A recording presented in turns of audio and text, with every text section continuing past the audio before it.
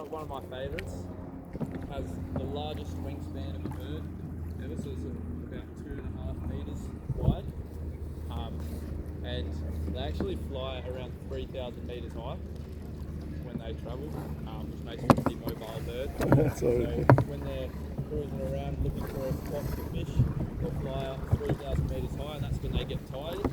So they'll fly all the way up there, and then they'll just glide the rest of the way down. So once they're up there, they don't flap at all, and then they'll just use the winds in the sky to fly around. The pelicans as well, they can scoop up around 15 litres of water when they're feeding, and what happens is their neck is a bit of a muscle as well. It's just like a little bag for the fish.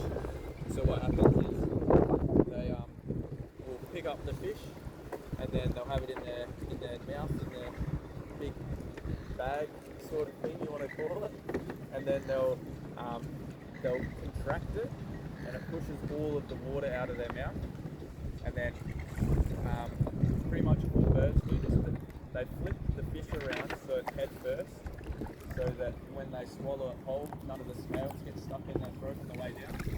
So what it'll do is pick up the fish, it'll get out all the water, they'll get the fish, turn it around, and then it'll swallow it whole, which is it's pretty cool. But yeah, so that's the Australian pelican as well.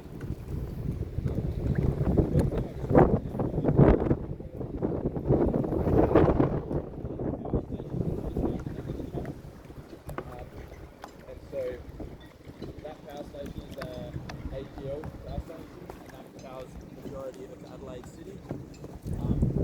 But what the power station actually does, and you can feel it at the moment, you put your hands in the water's a lot warmer.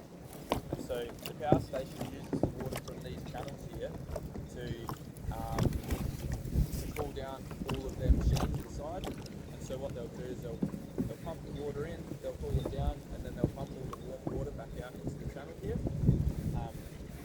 And I'm not sure if we'll make it down there just because of the winds, but usually what happens is lots of fish like the warm water, and so they'll all go down to where the power station is, and then the fish will start swimming around that area, and then usually, or sometimes we get lots and lots of birds that will go down there feeding on the fish in the warm water, and also dolphins, but not sure if we'll get down there just because of the headwind. I don't want you paddling too hard, that's why we're just hanging out here for the minute.